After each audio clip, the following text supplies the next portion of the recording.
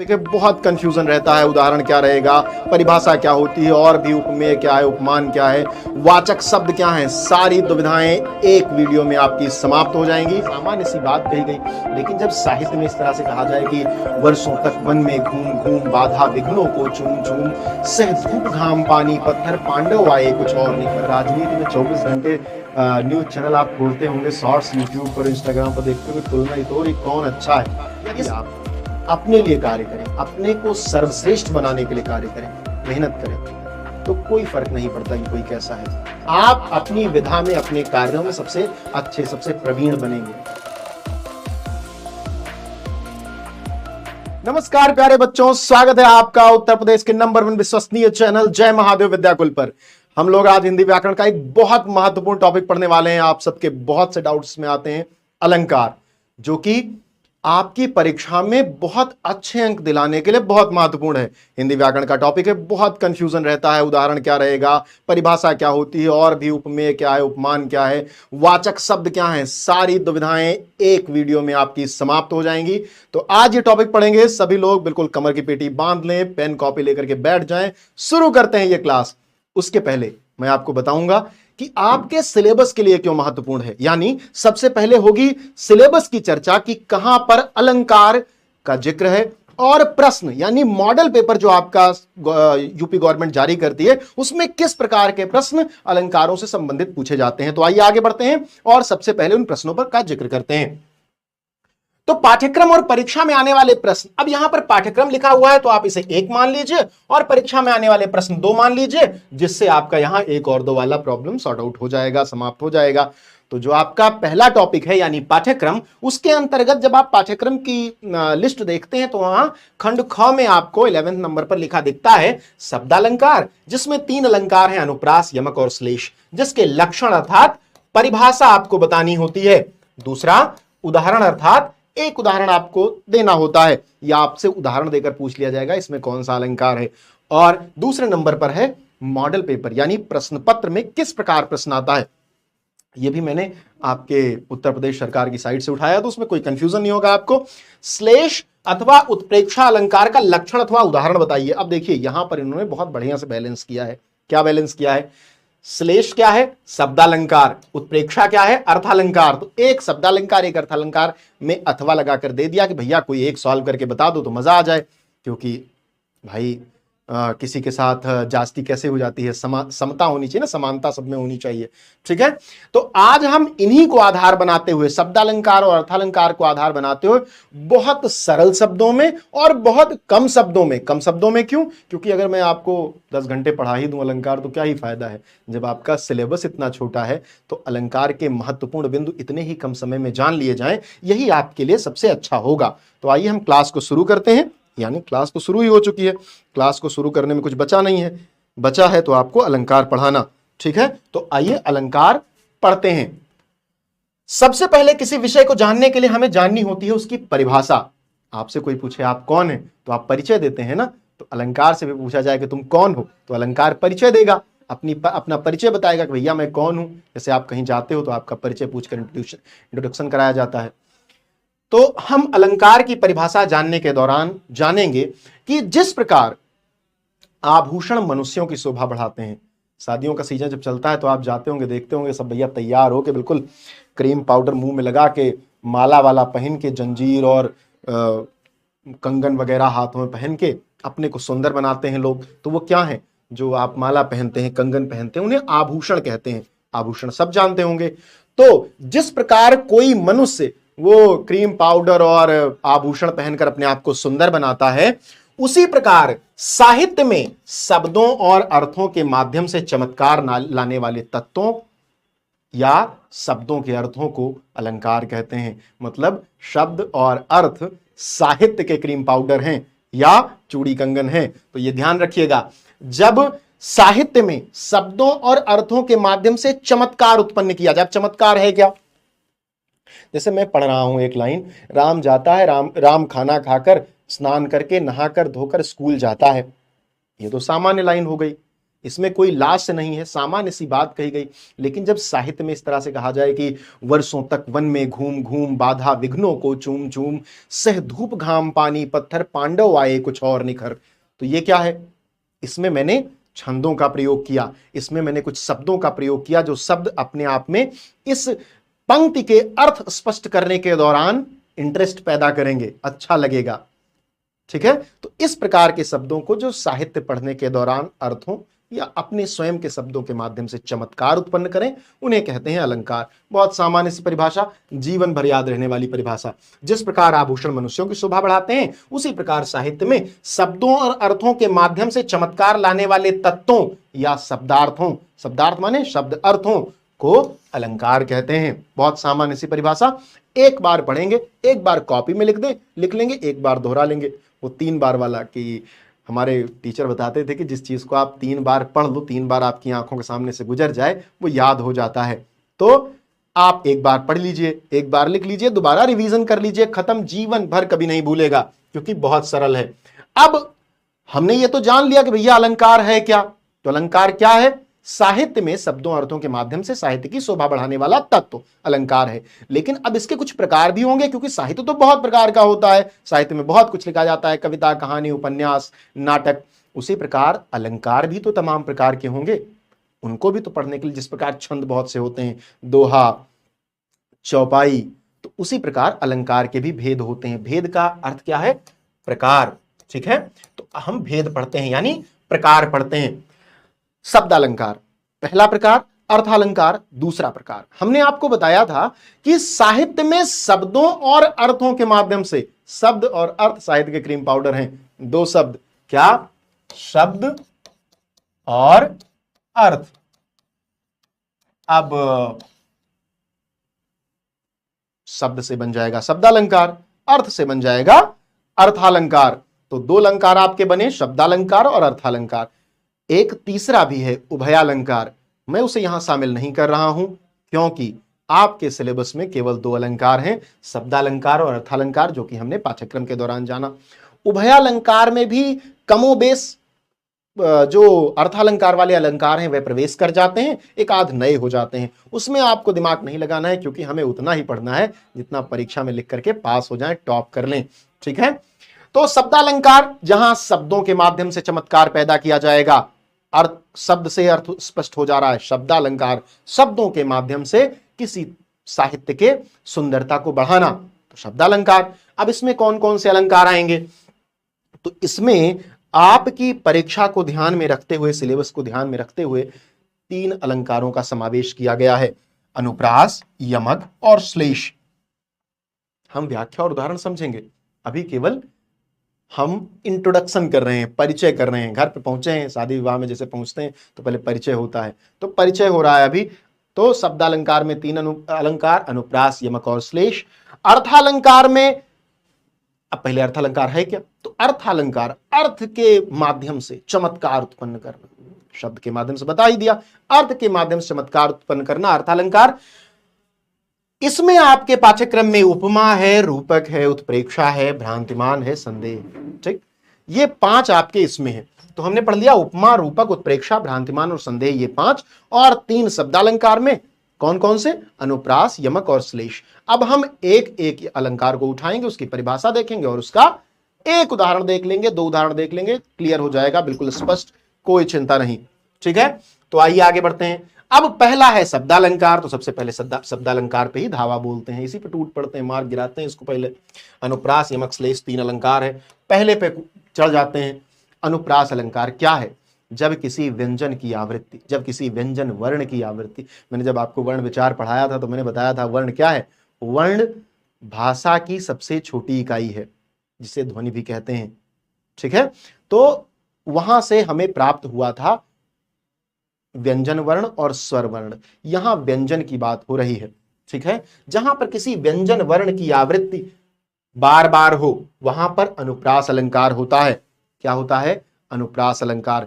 व्यंजन वर्ण की आवृत्ति, वर्ण शब्द नहीं, वर्ण, 2 या 2 से अधिक वर्णों के सार्थक मेल को शब्द कहते हैं, कंफ्यूज नहीं होना है। वर्ण पहले, शब्द बाद में। ठीक है, वर्णों के जोड़ से शब्द, शब्दों के जोड़ से वाक्य, वाक्यों के जोड़ से पैराग्राफ, वो श्रृंखला है।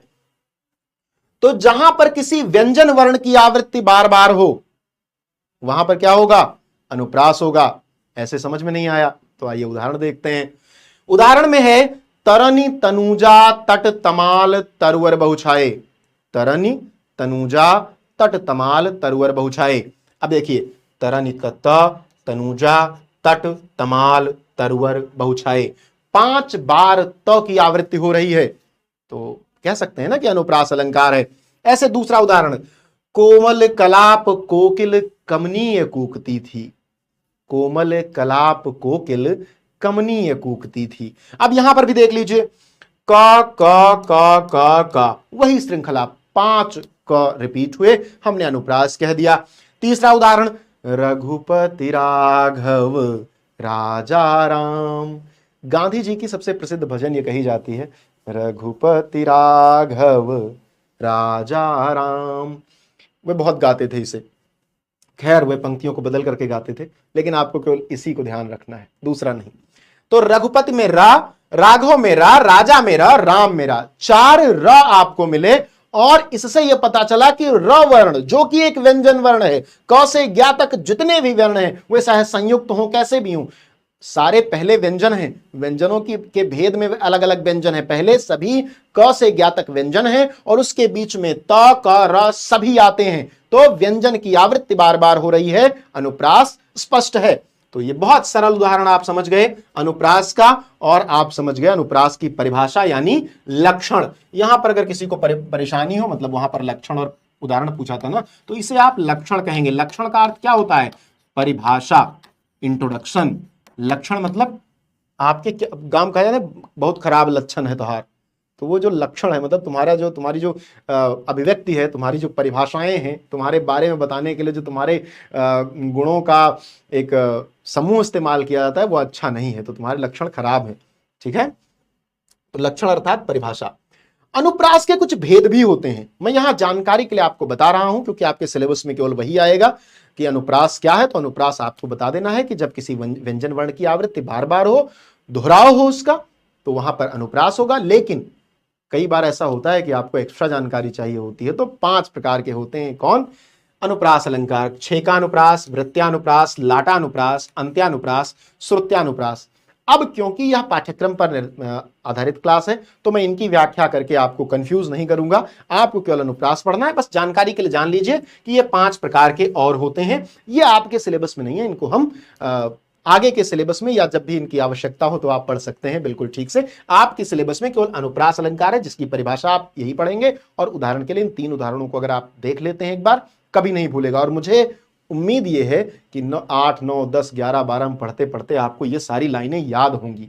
तो बस केवल मुझे ये इशारा करना था कि भैया ये अनुप्रास के उदाहरण भी होते हैं, आप बाकी तो आप इस्तेमाल कर ही लेंगे।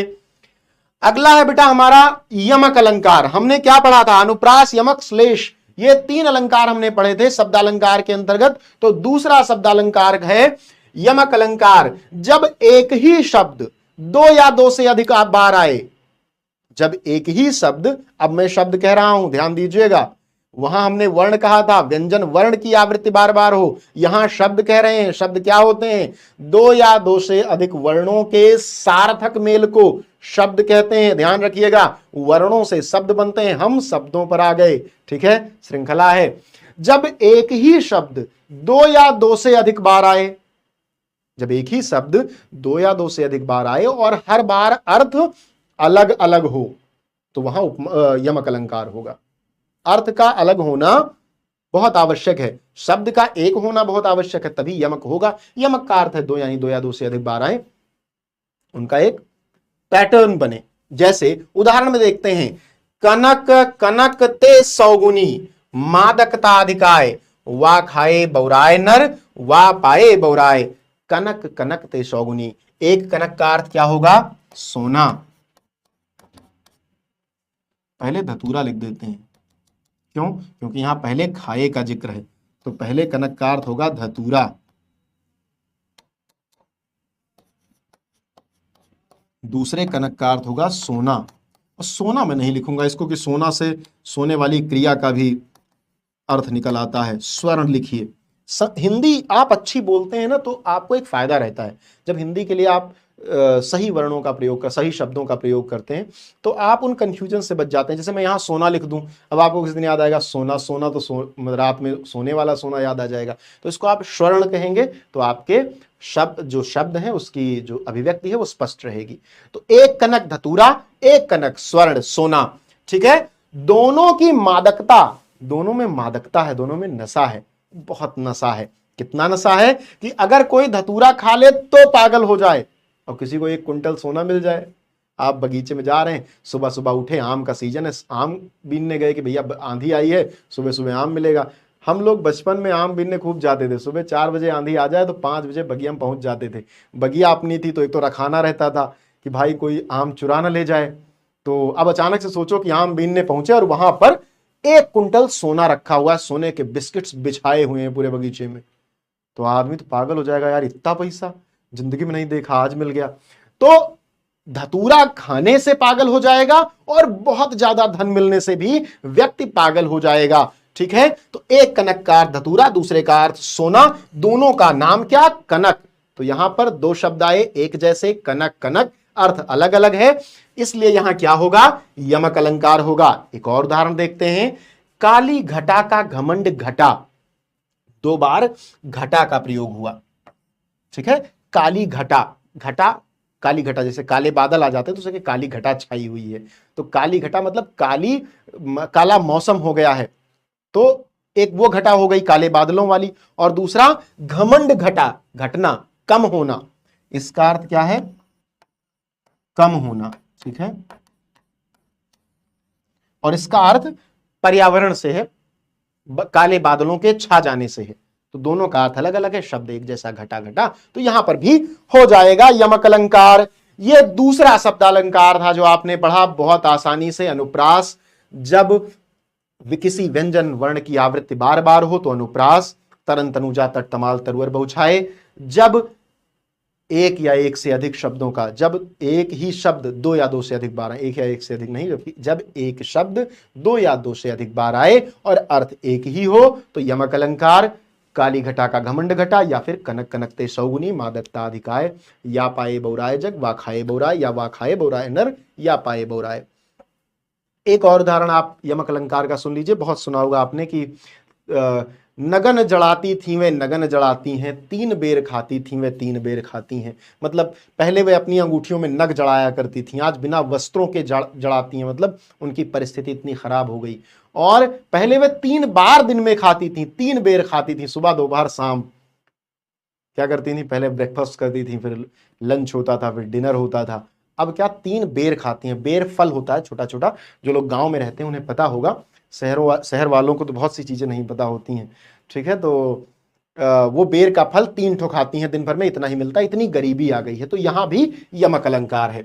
अब हम तीसरे पर चलते हैं, श्लेष अलंकार। ये शब्दालंकार का, आपके सिलेबस का शब्दालंकार का तीसरा अलंकार है, जहां पर कोई एक शब्द एक ही बार आए और अर्थ अलग अलग हों। अभी तक शब्द 2 बार आया था, अर्थ अलग अलग थे। अब शब्द एक ही बार आएगा और अर्थ अलग अलग होंगे तो श्लेष हो जाएगा। ठीक है, शब्द एक ही बार आएगा, अर्थ अलग अलग होंगे। बहुत ध्यान समझ लिए, बहुत थोड़ा आसान है, परिभाषाएं बहुत सामान्य है, लक्षण बहुत सामान्य है, सब लक्षण बताए जा रहे हैं। ये सब क्या बताया जा रहा है, लक्षण। क्या लक्षण है श्लेष अलंकार का। ठीक है, तो जब एक शब्द एक ही बार आए उसके अर्थ अलग अलग हो। जैसे रहीमन पानी राखिए बिन पानी सब सून, पानी गए न उबरे मोती मानुष चून। अब देखिए एक शब्द है पानी और ये 3 लोगों के प्रयोग किया गया है। कैसे, पानी गए न उबरे मोती मानुष चून। रहीमदास जी कहते हैं कि हे भगवान पानी बचाए रखना, क्योंकि पानी गए न उबरे, बिना पानी के चले जाने से, यानी पानी के चले जाने से। अब यानी के बाद मैं वो सारे अर्थ बताऊंगा जो मोती मानुष और चून के लिए प्रयोग होते हैं। तो पानी चले जाने से क्या होता है, मोती और मानुष चून के साथ समझते हैं। पानी का मोती के लिए अर्थ है उसकी चमक। ठीक, मानस का, मानुष होना चाहिए, इसको मैंने मानस लिख दिया है। मानुष का अर्थ है मनुष्य, और मानुष के लिए पानी है सम्मान। ठीक है, सम्मान मर्यादा कुछ भी कह लें आप। चूना क्या होता है? जो लोग गांव में रहते हैं या जो लोग अक्सर जिन्होंने देखा होगा कभी चूने के साथ कोई एक्सपेरिमेंट किया हो, तो जब बाजार से चूना खरीद के आता है तो आपके घर में कोई अगर तंबाकू वगैरह खाता होगा, वैसे तंबाकू खाना स्वास्थ्य के लिए हानिकारक है, लेकिन कोई अगर खाता होगा तो आप देखते होंगे गांव में जो बुढ़े लोग होते थे, बुजुर्ग लोग, वो लोग खाते थे। तो मार्केट से चूना ऐसे पत्थर के रूप में आता था, उसको पानी में जब डाला जाता था तो जैसे पानी उबलता नहीं है आग पे रखने के बाद, वैसे वो चूना उबलता था, बिना आग के उबलता था वो चूना। सोचिए नुकसान कितना करता होगा। तो वो पानी चूना उबलता था, उसके बाद वो मुलायम हो जाता था, तो उसका मुलायम होना ही उसकी प्रकृति थी, मुलायम होने के बाद लोग उसे खाते थे। तो चूने के लिए पानी का अर्थ क्या है? उसका मुलायम होना, मुलायम होना, क्योंकि पानी समाप्त हो जाएगा तो वो फिर से कठोर पत्थर बन जाएगा, उसका उपयोग नहीं हो पाएगा। तो पानी गए न उबरे मोती मानुष चून, पानी नहीं समाप्त होना चाहिए, रहीमदास जी कहते हैं, नहीं तो मोती की चमक चली जाएगी, मनुष्य का सम्मान चला जाएगा और चूने की मृदुता चली जाएगी, जिससे उसका उपयोग निरर्थक हो जाएगा। तो एक शब्द आया पानी और उसके तीन अर्थ, चमक, सम्मान, मर्यादा, तीन अलग अलग लोगों के संबंध में, मोती, मानुष और चून के संबंध में। ठीक है, मोती के संबंध में पानी उसकी चमक है, मनुष्य के संबंध में पानी उसका सम्मान या मर्यादा है, चूने के संबंध में पानी उसकी कोमलता या मृदुता है। क्या सुंदर पंक्ति है। अगला जो दोहा है वो क्या है? चरण धरत चिंता करत, चितवत चारिहोर, सुवरन को खोजत फिरत, कवि व्यभिचारी चोर। क्या कर रहे हैं? सुवरन को खोजत फिरत। उसके पहले क्या कर रहे हैं? चरण धरत, चिंता करत, चितवत चारिहोर। चरण रखते हुए, कदम बढ़ाते हुए चिंतित हैं, चिंता कर रहे हैं, और चितवत चारी, और चारों तरफ चितवत, चितवन सब देखने के अर्थ में, चारों ओर देख रहे हैं। ठीक है, चरण धरत, चिंता करत, चितवत चारी ओर। क्यों ऐसा कर रहे हैं? सुवरन को खोजत फिरत। सुवरन, अब सुवरन को कौन खोज रहा है? अब यही मैं बार बार जब भी मैं क्लास में पढ़ाता हूं आपको, तो मैं आपसे हमेशा ये कहता हूं कि बेटा, साहित्य में शब्द वाक्य के अनुसार अर्थ ग्रहण करते हैं, यही उसका अर्थ आपको, यही उसका मामला आपको पता चलेगा। सुवरन को खोजत फिरत, सुवरन को खोज रहे हैं कौन? कवि व्यभिचारी चोर। अब कवि के लिए सुवर्ण का क्या अर्थ है? कवि के लिए सुवर्ण का अर्थ है सुंदर, सुंदर रचना कह लीजिए, सुंदर रचना, पंक्ति, कुछ भी कह लीजिए, सुंदर पंक्ति, सुंदर रचना। और व्यभिचारी के लिए, व्यभिचारी कौन होता है? व्यभिचारी हम ऐसे व्यक्ति को कहते हैं जो किसी एक संबंध में रहते हुए, किसी एक शारीरिक संबंध में रहते हुए अलग भी शारीरिक संबंध की आकांक्षा रखे। मतलब मान लो किसी एक व्यक्ति का विवाह हो गया है और वह विवाह होने के बाद भी अपनी पत्नी को छोड़कर किसी और स्त्री के साथ शारीरिक संबंधों में है, तो उसे हम व्यभिचारी कहते हैं। ठीक है, तो व्यभिचारी क्या खोजेगा? व्यभिचारी खोजेगा सुंदर स्त्री, इसके लिए सुवर्ण है सुंदर स्त्री। ठीक, और चोर के लिए सुवर्ण क्या है? चोर के लिए सुवर्ण स्वर्ण है, सोना, जिसे आप धातु कहते हैं, स्वर्ण या सोना धातु। तो सुवर्ण को खोजत फिरत, सुवर्ण को खोज रहे हैं कौन लोग? तीन लोग, कवि, व्यभिचारी और चोर। इन तीनों के लिए सुवर्ण का अलग अलग अर्थ है। तो एक शब्द प्रयोग हुआ सुवर्ण, अर्थ तीन के लिए तीन प्रकार से आए, अलंकार हो गया श्लेष। अब देखिए कितना सुंदर शब्दों के माध्यम से चमत्कार पैदा किया जा रहा है। तो इसीलिए शब्दालंकार कहते हैं इस पर, जहां पर कोई शब्द एक बार आए और उसके अर्थ अलग अलग हों, विभिन्न प्रकार के अर्थ हों, विभिन्न परिस्थितियों के अनुसार, विभिन्न लोगों के अनुसार, विभिन्न मनोवृत्तियों के अनुसार, क्योंकि सुवर्ण यहां मनोवृत्तियों के आधार पर असर डाल रहा है। कवि की मनोवृत्ति लिखने की है, सुंदर रचना खोजेगा। व्यभिचारी पुरुष की मनोवृत्ति सुंदर स्त्री के साथ प्रेम प्रसंग की है, तो वह सुंदर स्त्री खोजेगा। और चोर स्वर्ण खोजेगा, पैसा चाहिए उसको, कुछ नहीं चाहिए जिंदगी में। ठीक है, अब यहां पर हमने शब्दालंकार के तीन अलंकार पढ़ लिया, अब हम अर्थालंकार पढ़ते हैं। देखिए, अर्थालंकार को पढ़ने के लिए दो तीन चीजें आपको समझ लेनी आवश्यक है, वो चीजें मैं आपको बता देता हूं पहले, उसके बाद हम अर्थालंकार पढ़ेंगे। लेकिन उसके पहले अर्थ के माध्यम से चमत्कार उत्पन्न करने वाले जो अलंकार हैं, उन्हें आपको कौन कौन से पढ़ने हैं ये जान लेते हैं।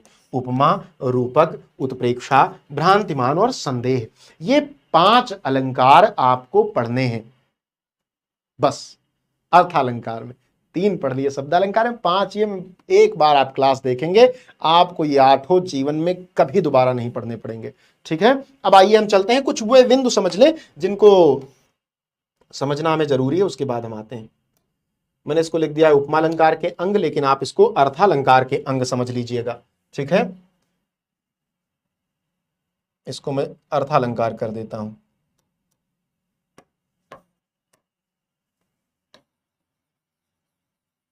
अलंकार के अंग समझ लीजिए, अलंकार के अंग ही इनको कह लीजिए, क्योंकि अलंकार के अंदर ही प्रयोग होते हैं। ठीक है, कैसे प्रयोग होते हैं?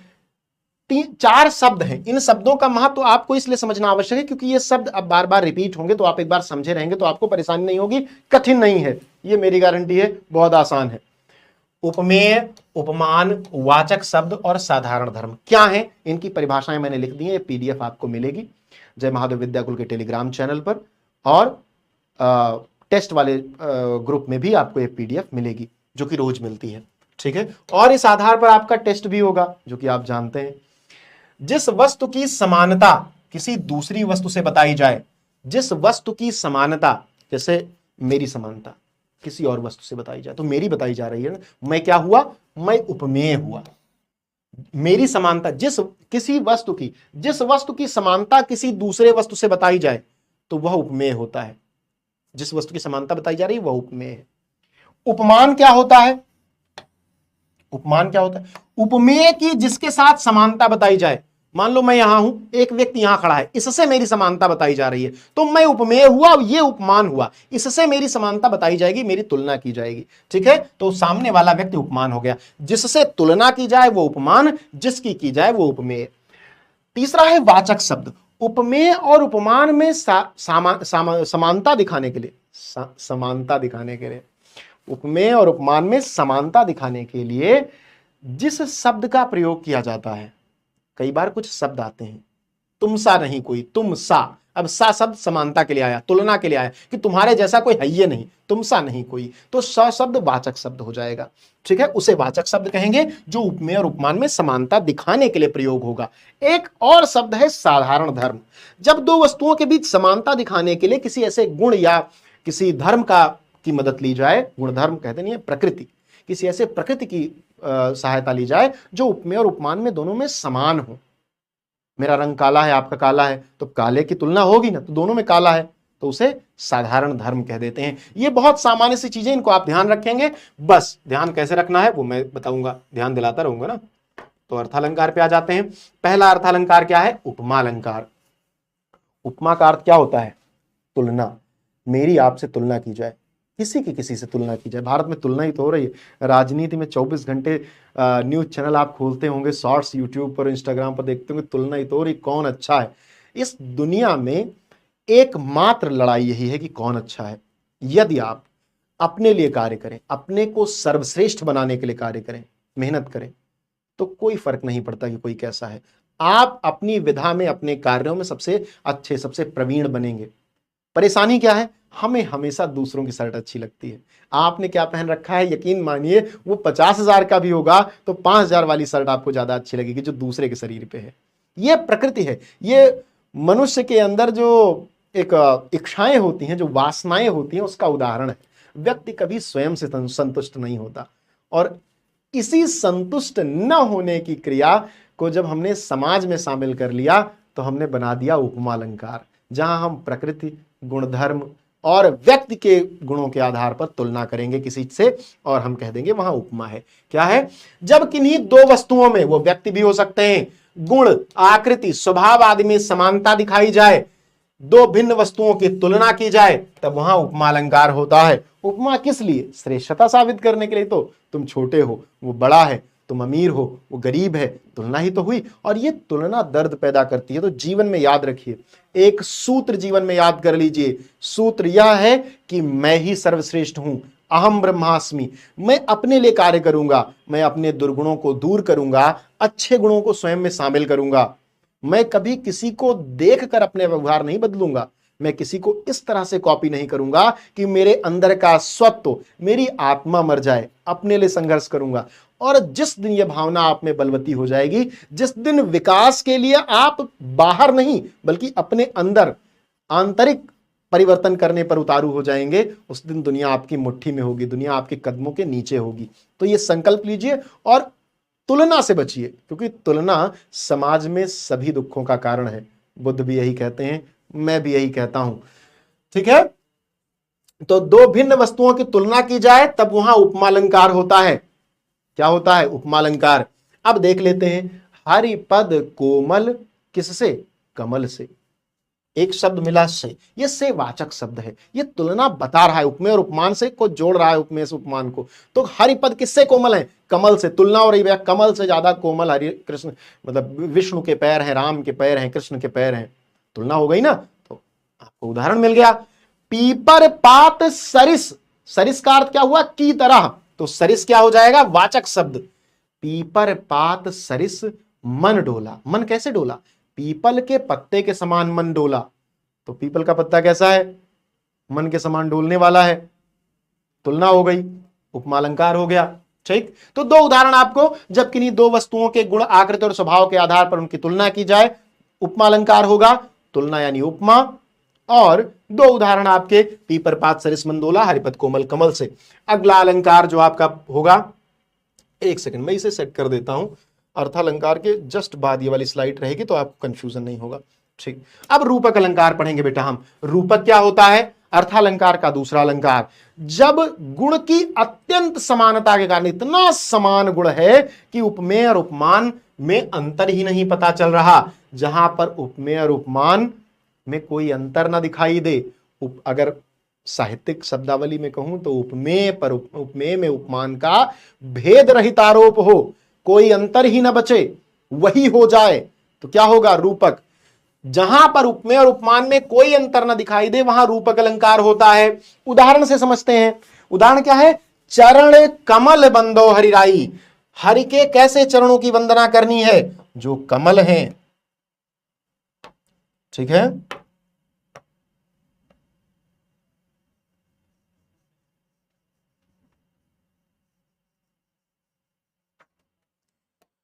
हरि के कैसे चरणों की वंदना करनी है? जो कमल जैसे हो गए हैं। चरण कमल में, चरण कमल, कमल ही चरण है, चरण ही कमल है। तो चरण कमल बंदो हरिराई, हरि के उन चरणों की वंदना करनी है जो कमल जैसे हैं, चरण ही कमल हैं। ठीक है, उदित उदय गिरि मंच पर रघुबर बाल पतंग।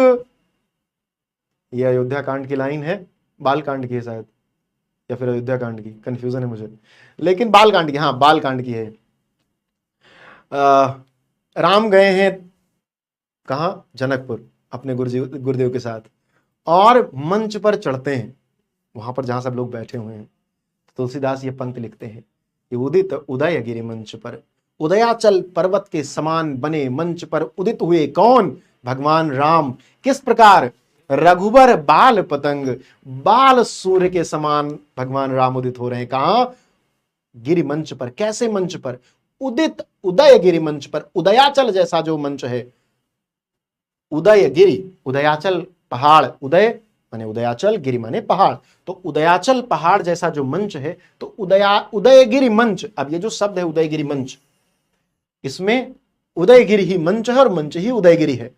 तो यहां पर उपमेय में उपमान का भेद रहित आरोप है। जो दोनों में तुलना हो रही है ना, वो तुलना के लिए वो स्पेस ही नहीं बच रहा, दोनों एक जैसे हो गए। ठीक, तो यहां पर हो जाएगा रूपक अलंकार। चरण कमल बंदो हरिराई, चरण कमल जैसे हैं, कमल चरण ही कमल है, कमल ही चरण है। और उदित उदयगिरि मंच, उदित उदयगिरि जो है वही मंच है, वो मंच उदयगिरि है। ठीक है, तो ये आपका रूपक अलंकार है, जहां पर उपमेय और उपमान में कोई अंतर ना दिखाई दे, दोनों एक जैसे हो जाएं, चरण कमल हो जाए, कमल चरण हो जाए, उदयगिरि मंच हो जाए, मंच उदयगिरि हो जाए। ठीक है, अगले पर चलते हैं। अगला है हमारा उत्प्रेक्षा। यहां भी आपको वाचक शब्दों के महत्व का पता चलेगा। जहां पर उपमान के न होने पर उपमेय को ही उपमान मान लिया जाए, जहां पर अप्रस्तुत को प्रस्तुत मान लिया जाए, उपमेय के न होने पर उपमान मान लिया जाए। परिभाषा समझिए, कोई चीज नहीं है, आप मान लीजिए खड़े हैं, कई बार क्या होता है कि मृग मरीचिका, जिन लोगों ने भूगोल पढ़ा है उनको पता होगा मृग मरीचिका क्या होती है। हम लोग कभी कभी जब रेगिस्तान में जाते हैं या सड़क पे चलते हैं, बहुत तेज धूप है, चिलचिलाती धूप, तो हमें दूर देखने पता चलता है जैसे रोड पे पानी भरा हुआ है आगे।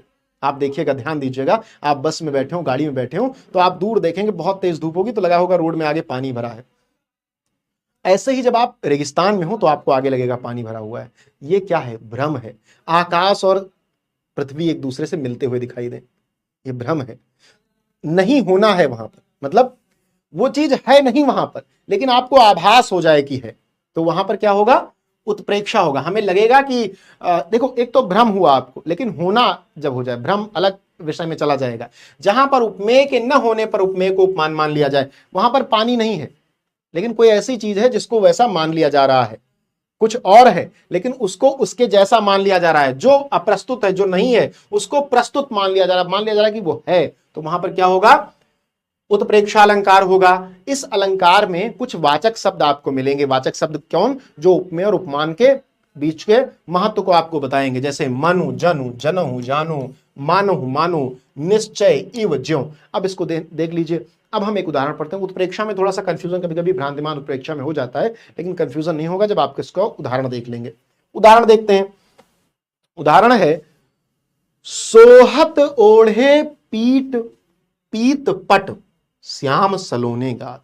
सोहत ओढ़े पीत पट, पट गमछा, कपड़ा, ओढ़े, कौन ओढ़े? श्याम सलोने गात।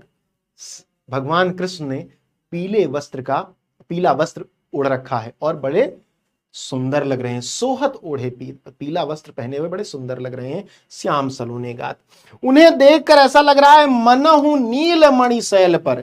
नीलमणि नामक शैल पर, शिला पर या पर्वत पर आतप पर्यो प्रभात। जिस प्रकार नीली मणि नामक शिला पर, नीलमणि नामक शिला पर जब सुबह सुबह सूर्य की पीली किरणें पड़ती हैं तो जिस प्रकार आभास होता है, उसी प्रकार श्यामल कृष्ण वर्ण के श्याम कृष्ण ने जो वस्त्र पहन रखे हैं, अब कृष्ण का नाम ही उनके रंग का नाम है तो थोड़ा सा इसको कहने में आसानी नहीं हो पाती, लेकिन जो श्यामल कृष्ण है उन्होंने जब पीला वस्त्र पहन रखा है तो ऐसा लग रहा है जैसे नीलमणि, नीले कलर का जो मणि है, नीले कलर के मणि, मतलब जो शैल है वह नीलमणि है। नीलमणि नाम ही इसका है क्योंकि नीले कलर की है। तो नीली मणि पर, नीली शैल पर जब सुबह की पीली किरणें पड़ती हैं, जो जैसा आभास होता है वैसा आभास यहां पर हो रहा है। तो है कौन? कृष्ण है पीला कपड़ा पहने, लेकिन आभास क्या हो रहा है कि नीलमणि शैल के ऊपर सुबह का प्रकाश, सूर्य का प्रकाश पड़ रहा है। ठीक है, तो यह आपका उत्प्रेक्षा हो जाएगा। मतलब जो चीज है उसको देखकर किसी और के होने का आभास हो, ऐसा लगे कोई और है। ठीक है, तो वहां उत्प्रेक्षा होगा। और वाचक शब्दों का ध्यान रखिए, ये आपको मिलेंगे। जैसे यहां आपको मिल गया मनहु। अब आप आंख बंद करके उत्प्रेक्षा पे टिक करेंगे। अगला है बेटा आपका भ्रांतिमान। जब उपमेय में उपमान के होने का भ्रम हो जाता है, जब आपको यह भ्रम हो जाए कि इसमें ये नहीं है, इसमें वो है। ठीक है, जहां एक वस्तु को देखने पर दूसरी वस्तु का भ्रम हो जाता है तो वहां पर भ्रांतिमान अलंकार होता है। एक वस्तु को आपने देखा, दूसरी वस्तु का भ्रम हो गया। जैसे ओस बिंदु चुग रही हंसिनी। हंसिनी क्या चुगती है? मोती चुगती है ना, लेकिन वो ओस बिंदु चुन रही है। क्यों? मोती उनको जान, उनको मोती समझकर उसको लग रहा है कि वो जो ओस की बूंदें हैं वे मोती हैं और वह उन्हें चुन रही है। तो यहां पर उसे ओस की बूंदों को उसने मोती समझ लिया, उसे भ्रांति हो गई। ठीक है, नाक का मोती अधर की कांति से, बीज दाड़िम का समझकर भ्रांति से। उन्हें जो नाक का मोती, उन्हें कैसा लग रहा है? उन्हें भ्रम हो रहा है वहां पर। जिस प्रकार ओस बूंद चुग रही हंसनी पर भ्रम हुआ, हंसनी को भ्रम हुआ कि वह जो मोती, वह जो चुन रही है वह मोती है, लेकिन वह क्या था? ओस की बूंद थी। तो जिस प्रकार भ्रम हुआ मोती के, ओस की बूंद के होने पर मोती का, उसी प्रकार भ्रांतिमान अलंकार में आपको भ्रम होगा और भ्रम से होगा भ्रांतिमान अलंकार। अगला है आपका बेटा संदेह अलंकार। ठीक है, हमने कौन कौन सा पढ़ लिया? हमने शब्दालंकार के अंतर्गत पढ़ लिया अनुप्रास, यमक और श्लेष। हमने उसके उदाहरण देख लिए, परिभाषा देख ली, और हमने अर्थालंकार के अंतर्गत पढ़ लिया उपमा, उत्प्रेक्षा, रूपक, भ्रांतिमान, और अब हम आगे संदेह पर। 5 अलंकार हैं, ये आपका अंतिम है। जब उपमेय और उपमान में समता देखकर यह निश्चित नहीं हो पाता कि उपमान वास्तव में उपमेय है या नहीं। अब देखो,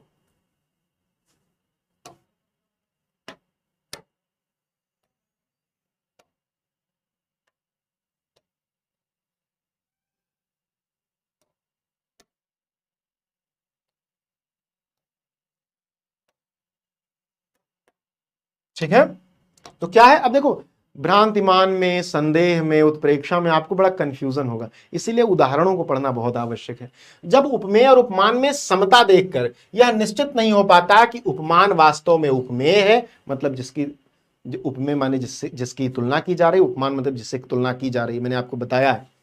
अर्थात जहां पर किसी व्यक्ति या वस्तु को देखकर संशय बना रहे कि वो है कि नहीं है, कुछ और तो नहीं है, वही है कि कुछ और है, संशय है। देखिए संशय किस तरह होता है, संशय क्या है, संशय तब होता है जब आपको देख के लगे अच्छा ये हो भी सकता है, नहीं भी है, अच्छा है क्या, नहीं नहीं यार लगता तो नहीं है, वहां पर कंफ्यूजन रहती है, क्लियर नहीं हो पाता कॉन्सेप्ट। ठीक है, उत्प्रेक्षा में कॉन्सेप्ट क्लियर हो गया था, ऐसा लग रहा था। ठीक है, वहां पर कंफ्यूजन नहीं था कि कृष्ण ही हैं कि सूर्य की किरण पड़ रही है, कृष्ण को देखकर आभास हो रहा था नीलमणि के पर्वत पर पहली किरण पड़ने का। ठीक है, तो वहां संदेह अलंकार होगा। जैसे सारी बीच नारी है कि नारी बीच सारी है, सारी ही की नारी है कि नारी ही की सारी है। ये दो, मतलब एक उदाहरण ये कि अब एक व्यक्ति देख रहा है, एक स्त्री ने साड़ी पहन रखी है, तो साड़ी है कि नारी है कि नारी है कि साड़ी है, समझ नहीं पा रहा है, वो नारी में ही साड़ी लिपटी है कि साड़ी में नारी लिपटी है, तो कंफ्यूज है, तो यहां पर संदेह अलंकार होगा। ऐसे ही यह काया है या शेष उसी की छाया, क्षण भर उनकी कुछ नहीं समझ में आया, क्षण भर उन्हें कुछ भी नहीं समझ में आया कि यह उनका शरीर है कि उनकी बची हुई छाया है। तो यहां पर भी क्या है, यहां पर भी संदेह है, क्योंकि व्यक्ति कंफ्यूज है, क्षण भर कुछ नहीं समझ में आया, कुछ समझ में नहीं आया, तो संदेह हुआ, संशय हुआ, तो यहां पर क्या हो गया, संदेह अलंकार। तो एक बार हम लोग करेंगे क्विक रिवीजन कि हमने क्या क्या पढ़ा। हमने आपको पढ़ा दिया सारे अलंकारों को जो आपके सिलेबस के लिए हैं। एक वीडियो सेव कर लीजिए, शेयर कर दीजिए पूरी दुनिया में, सबको पता चले कि अब इससे बाहर आपको सिलेबस के लिए कुछ नहीं पढ़ना। जिसमें हमने शब्दालंकार के अंतर्गत हमने पढ़ा, क्या पढ़ा, अनुप्रास, हमने इसके लक्षण उदाहरण देखे, यमक पढ़ा और पढ़ा श्लेष। ठीक, और हमने अर्थ के अंतर्गत पढ़ा, क्या पढ़ा, उपमा, रूपक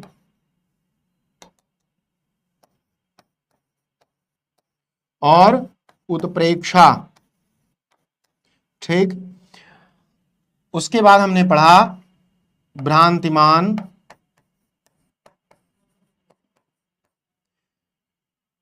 संदेह।